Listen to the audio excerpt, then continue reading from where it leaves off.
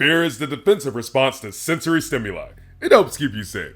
I smell something burning? Watch out for a fire. A sudden loud sound? Better stay alert. But in video games and movies, sight and sound are the only senses used to trigger that fight or flight response. So the director usually needs to be clever in how to create these reactions in our minds.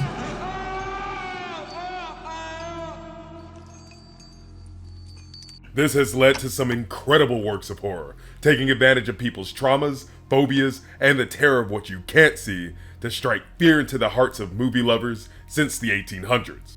Why would anyone want to be terrorized on purpose? Well, because it's fun, silly. The heart-racing, mind-shredding terror is fun when you realize you're not gonna die. It's also enjoyable to watch a group of stupid teenagers split up in the woods for no reason when they know an axe murderer is trying to kill them, because everyone hates teenagers, including other teenagers. But also, watching people fumble about stupidly while their lives are on the line is hilarious. Tear your soul apart. So the reason I've gathered you all here today is to talk about one of my favorite horror experiences within the last few years. Darkwood.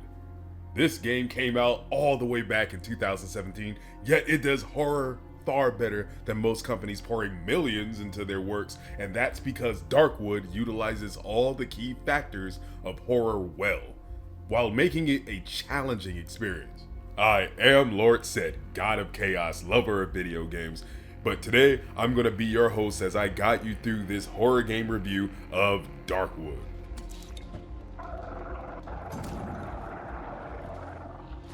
We actually owe so much to Elizabeth. It's been... You see this? You see this right here?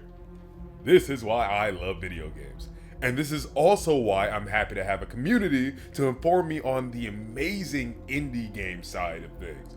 Because I've never even heard of this game until October last year. This game was developed by Acid Wizard Studios and was founded in 2013. Our friends from Poland began their journey through crowdfunding, where they successfully made the money to refine such a great game. After a lot of hard work, 4 years later it was released in 2017 with fantastic reviews. But Lord Sett, why are you reviewing a game that already got so much love? Well, first of all, because I'm new to this, and this gives any new humans that decide to check out my channel a chance to get a feel for what I like. Second, because it wasn't reviewed by yours truly. Third, the game is so damn impressive, it still deserves love, and if this video reaches out and convinces even one horror game fan to purchase it, then I'm a happy deity. And if I'm happy, we're all happy. But this isn't about me, this is about Darkwood. So all the footage you're seeing here today concerning Darkwood is brought to you by my official human representative, Beast Lord J, who surprisingly really loved the game despite its combination of two different genres, survival and horror. Not to be confused with survival horror, where you're simply managing on-hand resources to survive the night, but survival as in managing resources to improve your on-hand and protect designated territory from all the horrors of the woods around you. My human usually has no patience for games like this unless they really make him happy, and Darkwood did just that. But before we get to the gameplay, a quick synopsis on how we got here. So you wake up and... I can't see.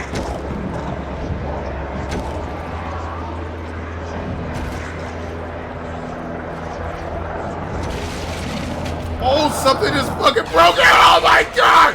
Oh, there is actually a small tutorial at the beginning, but otherwise the game doesn't hold your hand, and I'd rather not spoil the incredible opening for this game. But you will learn very quickly. The controls are smooth and not hard to learn, but you'll need to learn so much on how to control your character very fast. Otherwise you're gonna have a rough time of it. But not to worry, because this game's greatest strength is its wild, explorable world that makes up the game's foundation, but also it's the game's greatest weapon against you. Every single day you have a limited amount of time to search your surroundings. The reason you want to explore your surroundings is because your hideout has a limited amount of supplies. If you don't replenish those supplies, you will slowly deplete your resources, making the game much harder. Through exploration, you not only replenish those supplies, you're searching for answers about your life and the person you're trying to find. With that, the story takes you to many strange places and events through several areas in the game. Wake up, search, survive the night, get better, repeat till you win.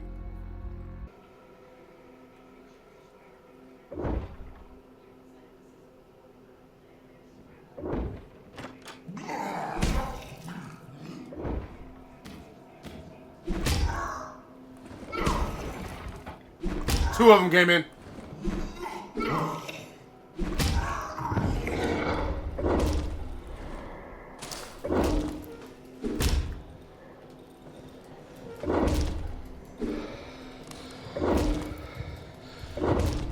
The dog I do the worst against.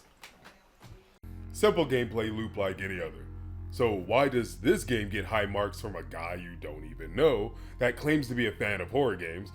Well, it all goes back to what I brought up back at the start of the video.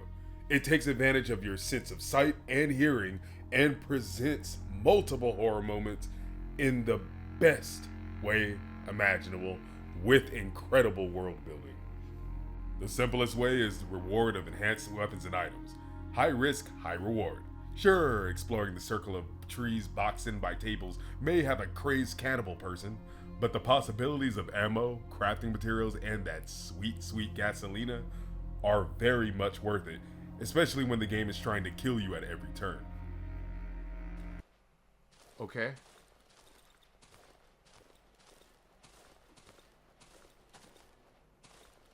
Dead end.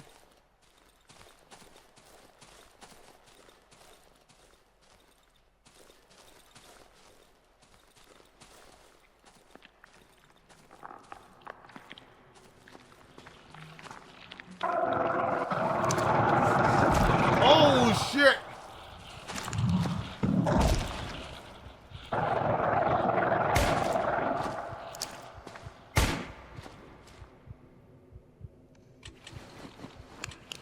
The second way are the enemies and how they are used to represent the world and create a sense of dread. There aren't that many enemies, but how they are used are incredible. First, you do have randomly generated enemies that roam the basic areas in the game, but then you have the very creative scripted enemies that really bring them to life. Third is the flow and discovery of the world you're in and the events that transpire. There are several creepy and interesting characters that help color the world's past and present. Take Mr. Wolf for instance. He's a 6-foot wolf person with a dirty bullet hole overcoat. God, I'd love to interview him. He's violent, encourages you to get stronger to survive the woods, and his indirect involvement with everything happening expands the story into something more. I still having a hard time telling whether what's happening in the game is the result of mushrooms or some sort of occult spell gone wrong. Mr. Wolf isn't even the strangest character in the game, by the way.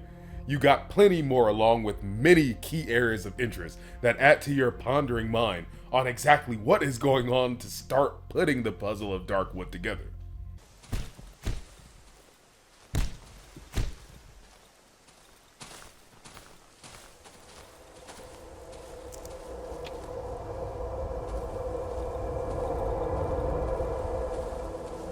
Is that witchcraft?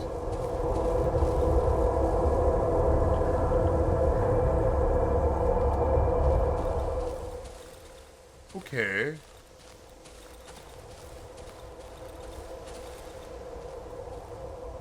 The more you think you piece together, the more you realize you can't stop trying to find more information. You find yourself craving to search buildings, not just for supplies, but also to have a deeper understanding of what's happening. Of course, that means you gotta get through the onslaught of Darkwood's creatures. In order to discover the world, you have to traverse the Darkwood, and its many denizens do not like you uncovering its secrets. Combat is very smooth, but difficult to master. You have a variety of melee weapons that have varying attack speeds and ranges, so you have something that suits you best. You also have guns you can craft, from weaker single shots to horror staples we love today. Guy on the floor.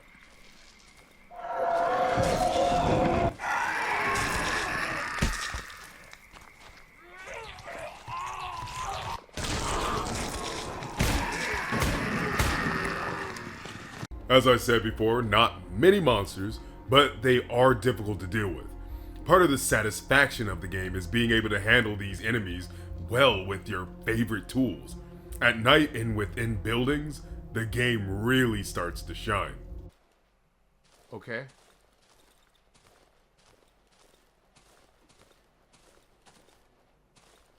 Dead end?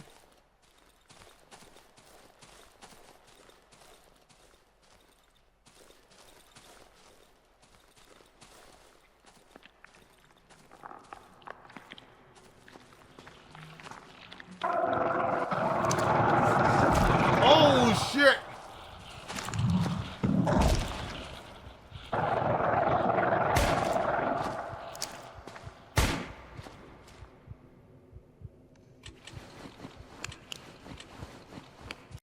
Not being aware of your surroundings could easily be one of the fastest ways to meet your demise.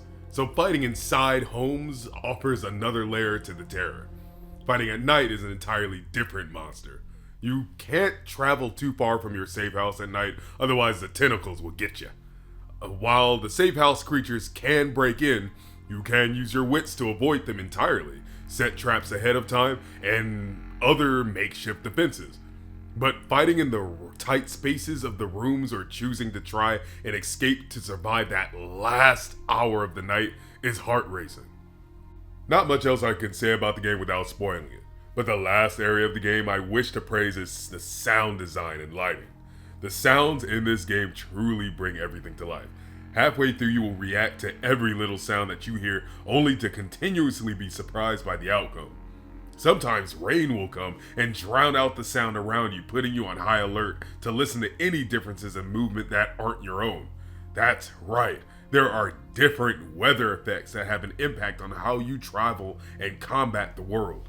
Okay.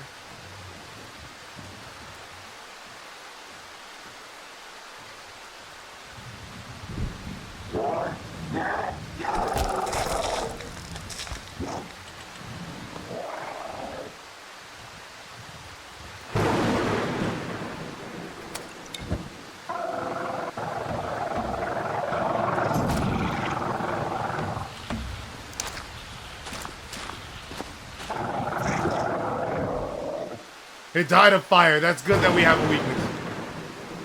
Lighting having just as much as an impact. Truly creative with how realistically light affects how you perceive things. You can't see behind you. Flashlights on torches are a must to see clearly. Light allows you to see through cracks in sealed windows. Your lamps flickering in your safe house genuinely makes you worried for your life. You put all of these things together and you put the player into an enticing cycle of survival. This game is a great example as to why I personally love games like Silent Hill, because they utilize the same gameplay elements to the best they could. I could tell the devs worked hard to bring this to life because the little things make such an impact. Like I said, the sound quality of this game is insane. The many discoverable events are rarely copied and always used creatively. The characters feel like twisted versions of some fairy tale book, while the people trying to survive within slowly change the world around them in the worst ways, including yourself. Truly a game that deserves mentioning over and over for one of the best made horror games, and not just in an indie category, one of the best. The creators understood at a fundamental level what truly creates terror.